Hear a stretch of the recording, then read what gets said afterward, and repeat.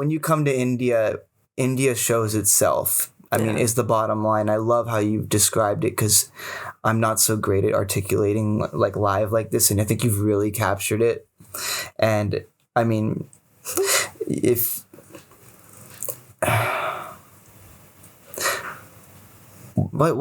you could, would you encourage young people to take the journey to India and embrace it in the mode of just accepting the discomfort and pushing through it and not taking the cold? Well, I mean, how would you, for future young people who wish to travel to India, how would you tell them to take this experience on from your point of view? I mean, I think it requires a bit of maturity and wisdom. You know, it's like, if you're looking for fun, go to Thailand. You know what I mean? Like, start easy. Go to Bangkok. You know, for some people, and, you know, I'm just going to speak about people in the United States because I know a lot of Europeans travel and, we were as United States citizens, we know to be Americans. in our own. As Americans, we know that we're in our own little bubble, or you know. So, go ahead. Sorry. And so, because some people coming from America going to Thailand feel it's a culture shock, you know, and so I think if you have a curiosity and a desire with India, it's good to do your research to an extent, you know, and knowing where some of the places are. Like, I think going to some of those Western bubbles in India is a nice sort of soft integration to just like let you get your bearings, get used to the cows and the monkeys and the horns and the smells and like, you know, sort of ease your way in and then start kind of branching out once you do have like a lay of the land, so to speak. I mean, if you're crazy and you're up for it, you know, just go for it. But I think a little bit of sort of wisdom, discernment is important because, you know, you don't want your experience to be dangerous or,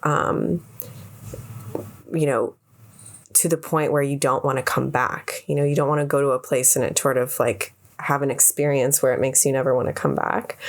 So that's why I would say like discernment, some wisdom. And if you know, what's amazing about India is like, even if you come as a solo traveler, you will make friends along the way. I mean, unless you absolutely try your hardest not to, it's like almost impossible not to make connections. Because you learn pretty quickly that the other Westerners that you see are probably on some journey as well. And then also the locals and the Indian people are very welcoming, you know, so, but, it's definitely not a place that you just go and show up to and be like, woohoo, I'm in India. I mean, you can, but it's... That happened to me. That happened to And Deb. then we know you have some stories that... And I have some wild stories that people know about. And just like you said, I think that was a great answer in that discernment, a little bit of, you know, having wisdom before you take that plunge, because I went head first. And if you go head first into another culture without a really, you know, an idea beforehand, it can cause a lot of confusion, cognitive dissonance, of course, you know, and be prepared for challenge. And I would say challenge yourself in moderation in what you know you can handle. Don't you know what you can handle physically, mentally. Don't go gung-ho like I did. And you know, don't bite off more than you can chew. Don't bite off more than you can chew, because India will chew you up and spit you back out if you allow it to. And we know people that have been through that, and it's not a great experience. I myself have been through that. It's not a great experience. Yeah. And thank you so much for having this conversation. We're actually about to head out to Delhi. So what's your next journey? Well, so I am headed to Goa for a week. So I'll go check out the beaches. And then after that, I plan to go to Mysore and do some more traveling in the south and go to Coimbatore, Kodaikanal, Tiruvannamalai, and then flying out of Chennai. Mm-hmm. So I'm excited to do a little bit more quick traveling. Most of my time in India has been very stationary. I spent a lot of time in Dharamshala and time in Rishikesh, and this will be the most actual traveling that I've done in India.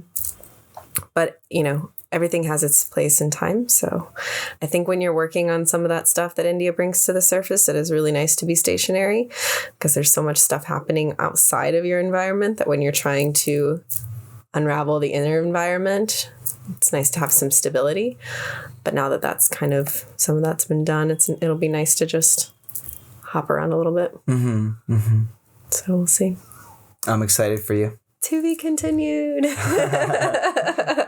Thanks, Jen. Thanks, Deb. Yeah. That's a wrap.